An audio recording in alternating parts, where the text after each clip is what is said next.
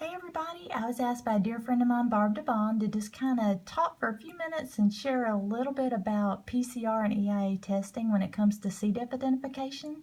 So I am happy to do that and glad that she asked me to participate. Have you ever been asked, do you prefer PCR or EIA, and just wanted to run from the room? I know it can sound very intimidating, but actually is pretty simple if someone just takes a few minutes to just kind of explain the methodology of laboratory testing. So I'll just take a few minutes and see if I can help. PCR is a molecular test, and when someone says a molecular test, that can be several things, like PCR is polymerase chain reaction, you have NAT testing, and that's nucleic acid amplification test. So they're all just kind of fancy words to mean it has to do with DNA. So what these tests do, basically, the basic idea is, remember your DNA is a double helix, and so you have adenine, thymine, cytosine, guanine, they're all connected, A to T and C to G. Well, when you take any kind of molecule, everybody has DNA in every fiber, you put it in a really hot situation, you can actually unzip that DNA double helix. And then what you do in the next part of this test is you shoot a primer in there that has a definite sequence or a spy for whatever you're looking for. If that's CDiff or GC, chlamydia, any kind of test can be a PCR depending on what type of primer you use that you're looking for in the test. So in our case, we're going to shoot a little CDiff primer in there and look for just the sequences that can match the primer that we put in there. And once you do that, you kind of cool it off and they start reconnecting. And only the zipper half that fits my primer will connect, and everything else is washed away. And in the next step of the test, we amplify it, and we just have whatever's in there, give it some vitamins and minerals, and make it amplify out the wazoo. And then you say, okay, is that an amount I can quantify? And boom, the test is positive. CDiff is there.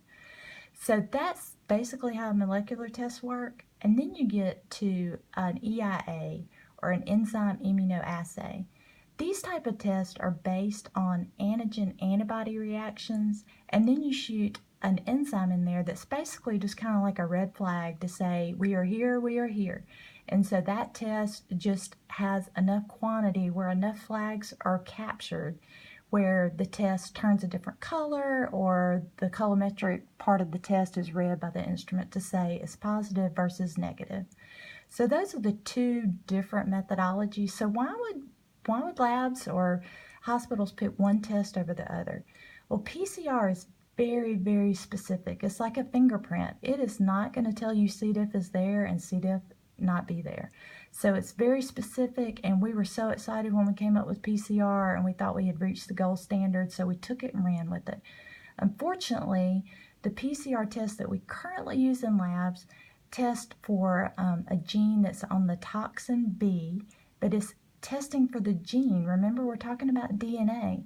So when we say it is positive, we mean that we have found the gene in this sample that says a toxin B for CDiff can be produced. Well, let's step back for a minute, because my dad has beautiful blue eyes, my mom has brown eyes. I have brown eyes, and I will never have blue eyes, unfortunately. So I have the gene for blue eyes, but I will never produce it. So that's kind of where we are with the PCR testing for CDiff, because if we pick up the gene that says this organism is capable of producing toxin B gene, how do we know it actually is, or it ever will? So that's where we need, the PCR can be used to identify, but we really need an EIA or some type of immunoassay at the end to say, yes, it is producing the toxin B gene. So several tests have come out.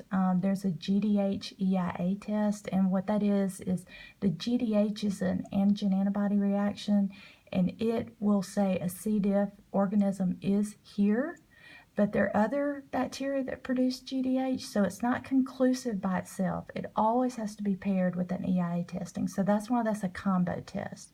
You'll have GDH, which is pretty specific to say CDiff organisms there, and then you have the EIA at the end to say, is it producing toxin?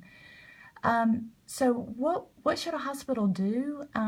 If you only have PCR and your doctors are adamant about keeping it, don't die on that hill. That is a great test, but you need to make sure that your stools are screened on the front end, that they're not form stools, that any inappropriate specimens are being rejected by nursing or lab staff, that you have interviewed those patients to make sure, unexplained diarrhea, can't be attributed to something else.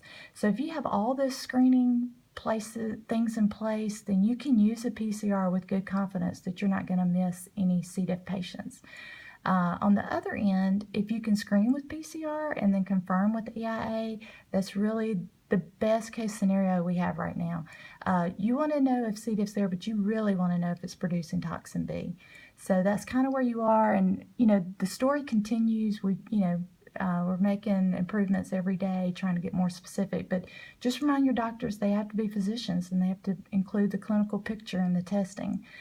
So anyway, that's about all that I can contribute to the conversation, but if you have any questions, just ask Barb or send me an email. I'm Margaret Borders at mborders@alaha.org, and I'll be glad to help if I can. Thanks. Y'all have a good day. Bye.